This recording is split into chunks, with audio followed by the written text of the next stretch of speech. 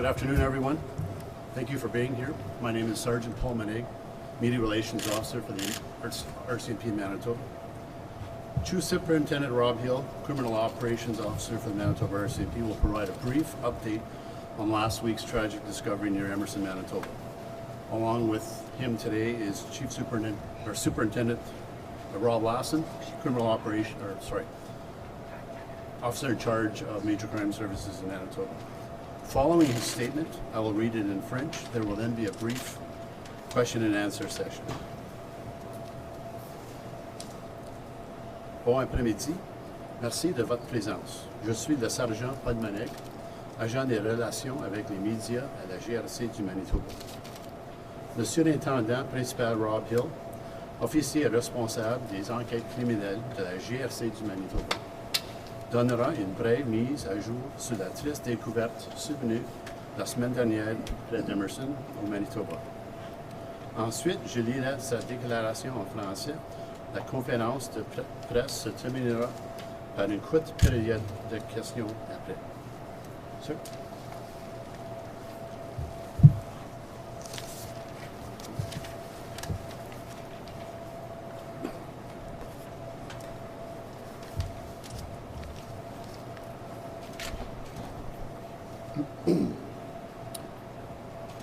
Thank you for being here with us today. I would like to once again extend our condolences on behalf of the RCMP to the family and friends of the victim, as well as to the wider Gujarati community. I know this tragedy has affected so many across Canada and around the world. Just over a week ago, our officers made the tragic discovery of 4 deceased individuals near Emerson, Manitoba, just meters from the US-Canada border. Since that day, our officers have been working with the Chief Medical Examiner's Office to identify the victims. With the autopsies completed, we are now in a position to confirm the identities of the victims. They are Jagdish Kumar Patel, a 39-year-old male; Vishaliban Patel, a 37-year-old female; Vihangji Patel, an 11-year-old female; and Dharmik Patel, a 3-year-old male. They are all from the same family and are all Indian nationals. The medical examiner's office also confirmed that the cause of death was due to exposure. Initially, we had identified one of the victims as a male teen. We apologize for that error, but please understand that the frozen state in which the bodies were found and the clothing worn by the family made the initial identification difficult. It is also why the process to confirm the names took an extended period of time. The RCMP has started an extensive investigation as to how the Patel family made their way to Canada and ultimately to Emerson. This investigation is complex as it involves work at the provincial, national, and international level. As Canada's national police force, we are well positioned to address these complexities. We have officers from detachments near the border, as well as major crime services, and a number of federal policing officers, all working together to gather information and advance the investigation. We are working closely with RCMP liaison officers who are stationed in New Delhi, India, and Washington, D.C., and we are in regular contact with the U.S. Customs and Border Protection and Homeland Security investigations. Further, we are speaking regularly with Indian consular officials who arrived in Winnipeg on Saturday. I want to extend my thanks to them for assisting us with the next of kin notifications earlier this morning. What we can release at this time is that the Patel family arrived in Toronto on January 12, 2022. This was their first point of entry into Canada. From Toronto, the family made their way to Manitoba and eventually to Emerson on or about January 18th. There was no abandoned vehicle located on the Canadian side of the border.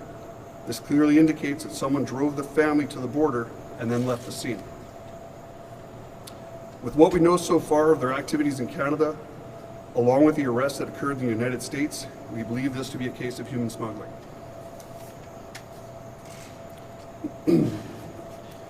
Our officers with Major Crime Services and federal policing are looking at every aspect of their journey. This includes their travel from Toronto on January 12th to Emerson around January 18th. This is an extended period of time for a family who is unfamiliar with Canada to be traveling across the country. A part of the investigation is determining whether this travel was facilitated in some way by an individual or individuals. It is our belief that people had interactions with the Patel family during their stay in Canada. This can include hotel, gas station, or restaurant employees.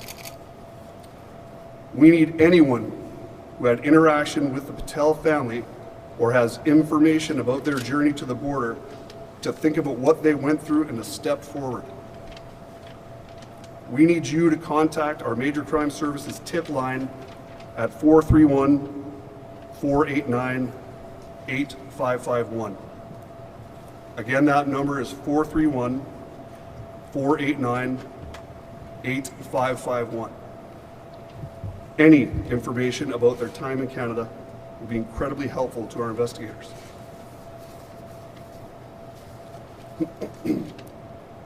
This will be a lengthy international investigation. We are looking at months and months of work ahead of us, but our officers are determined to find out exactly how this tragedy occurred. Thank you.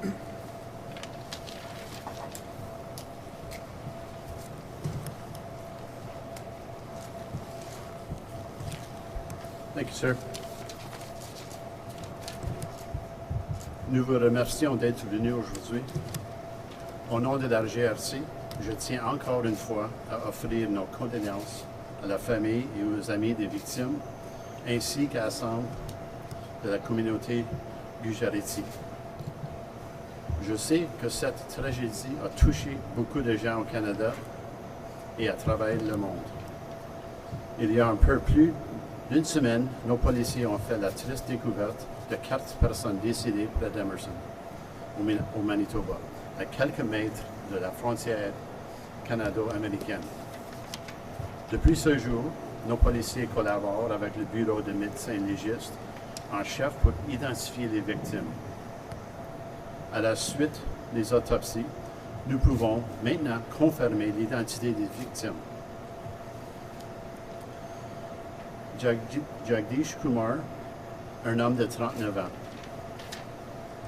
Veshalibin, une femme de 37 ans. Vihanji Patel, une fillette de 11 ans. Dharmik Patel, un garçon de 3 ans. Ils sont tous membres de la même famille originaire de l'Inde. Le Bureau de médecins légistes a aussi confirmé que le froid était la cause de leur décès. Nous avons d'abord cru que l'une des victimes était un adolescent. Nous nous excusions de cette erreur qui est attribuable au fait que les corps étaient gelés au moment de leur découverte et que l'identification était difficile en raison des vêtements portés par les membres de la famille. C'est aussi pour cette raison que la confirmation de nom a pris du temps. La GRC a ouvert une enquête approfondie pour déterminer comment la famille Patel est arrivée au Canada et finalement à Emerson. Cette enquête est complexe car elle exige une collaboration avec des organismes provinciaux, nationaux et internationaux. En tant que service de police nationale du Canada, nous sommes bien placés pour gérer ces complexités. Plusieurs policiers des détachements à proximité de la frontière, du groupe des crimes majeurs et de la police fédérale travaillent ensemble pour recueillir des renseignements et faire avancer l'enquête. Nous collaborons aussi avec des agents de liaison de la GRC postés à New Delhi, en Inde et à Washington, D.C. Et nous communiquons régulièrement avec la U.S. Customs and Border Protection et Homeland Security Investigations. Nous communiquons aussi régulièrement avec les représentants consulaires de l'Inde qui sont arrivés à Winnipeg samedi. Ce que nous pouvons dire pour l'instant, c'est que la famille Patel est arrivée à Toronto le 12 janvier 2022. Il s'agissait de leur premier point d'entrée au Canada. La famille a voyagé de Toronto au Manitoba, puis s'est rendue à l'Emerson vers le 18 janvier. Aucun véhicule abandonné n'a été trouvé du côté canadien de la frontière, ce qui indique clairement que quelqu'un a conduit la famille jusqu'à la frontière puis a quitté les lieux. Compte tenu des activités de la famille au Canada et de l'arrestation effectuée aux États-Unis, nous croyons qu'il s'agit d'une affaire de passage de clandestin. Nos policiers du groupe des crimes majeurs et de la police fédérale examinent tous les aspects des déplacements de la famille. Cela inclut leur voyage de Toronto le 12 janvier à Emerson autour du 18 janvier. Il s'agit d'une longue période de temps pour une famille qui ne connaît pas le Canada et qui traverse le pays. Une partie de l'enquête consiste à déterminer si ce voyage a été facilité d'une manière ou d'une autre par un ou plusieurs individus. Nous croyons que des personnes ont eu des interactions avec la famille Patel pendant leur séjour au Canada. Il peut s'agir d'employés d'hôtels, de stations-service ou de restaurants. Nous demandons à toute personne ayant eu des contacts avec la famille Patel ou possédant des informations sur son voyage vers la frontière de réfléchir à ce qu'elle a vécu et de se manifester. Nous avons besoin que vous contactiez notre ligne d'information des services des crimes majeurs au 431-489-8551. Encore une fois, ce numéro est le 431-489-8551. Toute information sur les séjours au Canada sera extrêmement utile à nos enquêteurs. Il s'agit d'une enquête internationale de longue haleine. Des mois et des mois de travail nous attendent, mais nos agents sont déterminés à découvrir exactement comment cette tragédie se produit. Merci. Now we'll take questions in English. Sir. Is it clear how the Patel family came into Canada on January 12th? Like, what their reason? Investigators are still working to confirm the details on their actual arrival on the 12th. Before this incident, what kind of information or work was being done when it came to human smuggling? Was there any indication that this was going on at the border? In this particular case? Before this particular case, was there anything? Not that I'm aware of. You said that this is a family. Can you confirm this is a mother, a father, and their 2 children? Yes. Do we believe they drove from Toronto to Winnipeg or they flew? You're asking if they drove from Toronto or flew? Yeah. So- Winnipeg. That's part of the reason why we're here today. We're asking the public to help us with those details. We're working to confirm those details. So as I mentioned before, if anybody between there and here has details they could share, please call our major crime number. Do you have any indication what kind of visa they came to Canada? I don't have that information at this time. Sorry.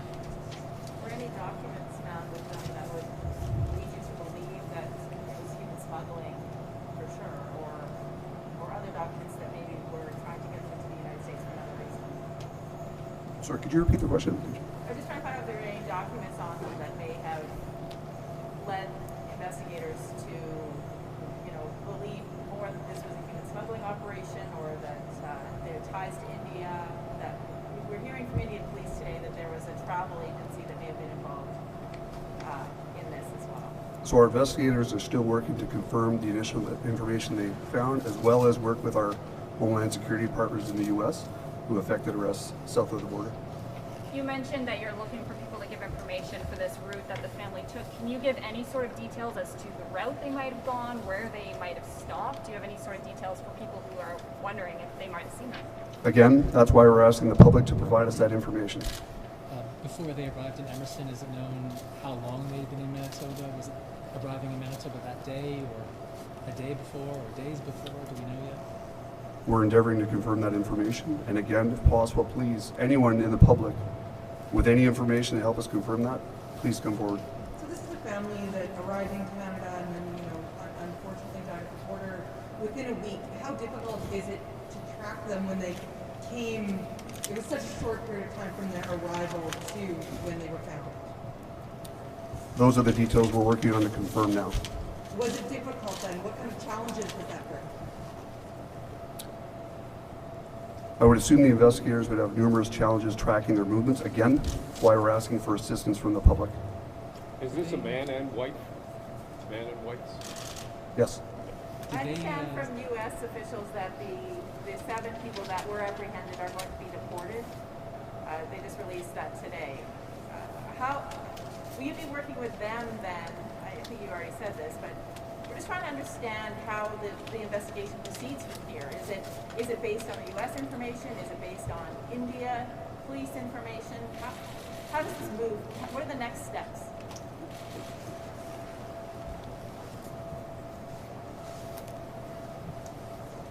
Sorry, ma'am, can you repeat that? I'll try and answer your question. Okay, the U.S. Border Patrol confirmed today that the 7 apprehended, at least some of them, will be deported rather soon, it sounds like. Right. So how does this investigation move from here when some of the victims are going to be sent back to India? Where's the police's contacts? Are they the U.S.? Are they Indian police? We're just trying to understand the next steps. That's a very good question. As you can understand, you're absolutely right. As Chief Hill just mentioned, we are working with multiple different agencies across the world, quite frankly. So it's very hard to say right now, but what I can say as the OIC of Major Crime Services, we will be engaging in a very comprehensive investigation moving forward, working with agencies throughout the world. As you can understand, things are unfolding as we speak. So there's a lot of steps that are going to be taken strategically and professionally. And like Chief Hill said again, our intent is here to investigate events leading up to the individual's arrival in Manitoba. That's why it again is so important for the public to speak out about any interactions they had with this family. Do you have any indication or idea that potential human smuggling could still be happening, or if this kind of put a pause on operations? I can't answer that right now. As you can understand, this is a very complex ongoing investigation with multiple things going on, quite frankly, so I can't answer that right now. So you say that they landed in Toronto and then obviously were trying to cross the border in Manitoba. Do you have any indication of why this location was chosen as opposed to trying to cross somewhere else? No, I don't, and that's a big part of the investigation. During their travel from India to Canada, did they stop anywhere else along the way? Did they stop in Europe? Did they stop in other parts of Asia before coming here? I'm not aware of that right now, but that complete route will be investigated, and we will have more details to follow. Is it believed that this is all part of one smuggling operation? Sorry, go again? Do you believe that the Patel families travel to Canada and attempt to cross the border as part of one smuggling operation, like it's all connected, or is this? Sorry, I can't answer that right now. I don't have the answers to that. Sorry. What kind of charges could somebody face at this stage if somebody is arrested? You've got 4 people who died, human smuggling.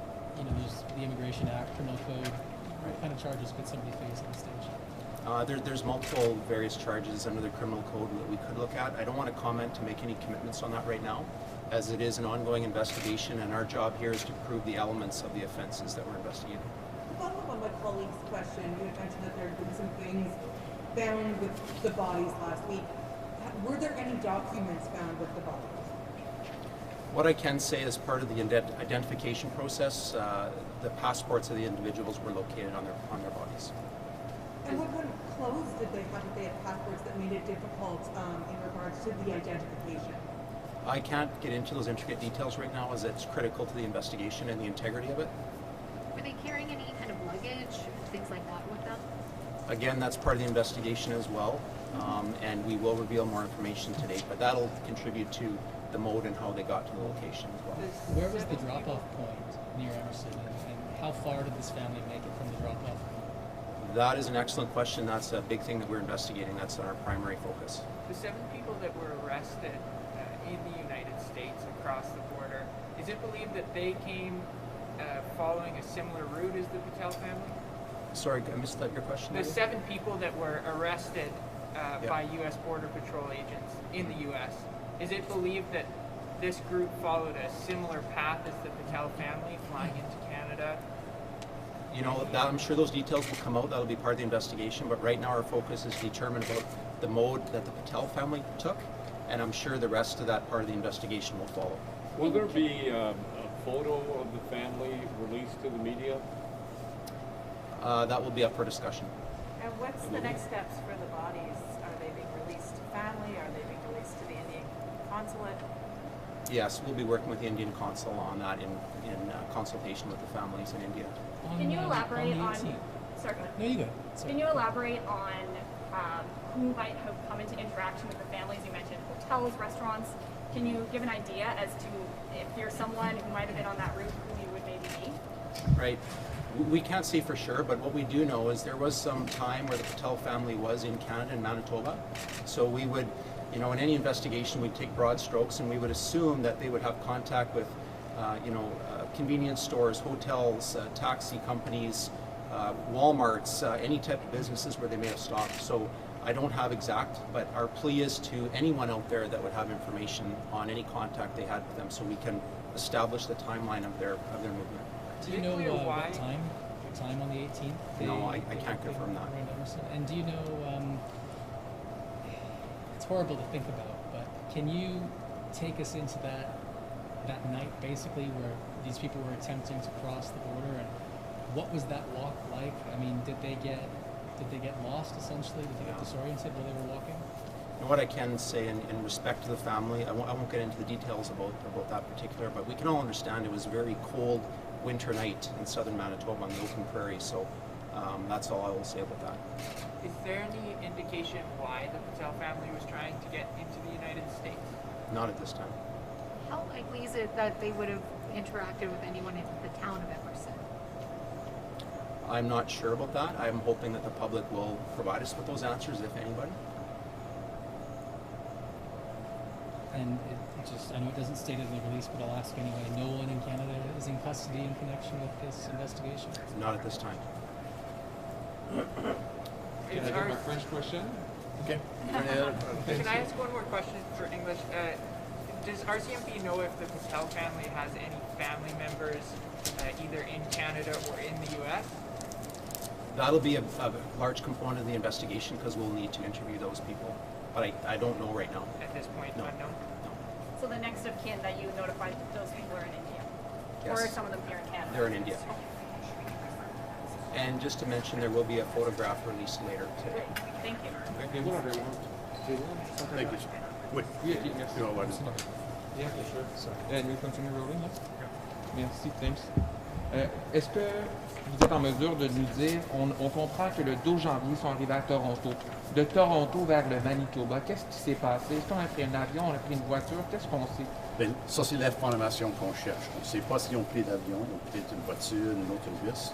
Ça, c'est pourquoi aujourd'hui, on demande à tout le monde, des personnes qui ont des informations pour nous dire, c'est possible qu'ils ont resté à Regina ou n'importe où. On veut de l'information du route qu'ils ont pris du Toronto jusqu'ici à Winnipeg. Est-ce qu'il y a des documents qui ont été retrouvés? Comment on a pu identifier les victimes? Pourquoi ça a pris autant de temps aussi?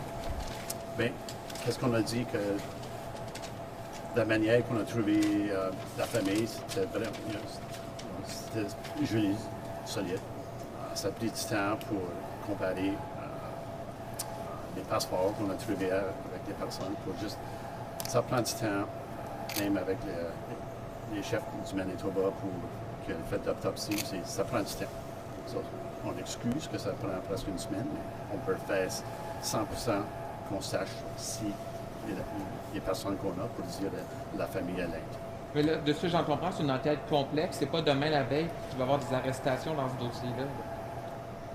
C'est pas demain qu'on va arrêter les non, gens. Là. non, ça va prendre vraiment comme des semaines, des mois, ça va prendre beaucoup de temps. Pourquoi? Avec qui qu'on travaille? Bien, on travaille comme avec nos agents aux États-Unis, on travaille avec nos partenaires à l'Inde, comme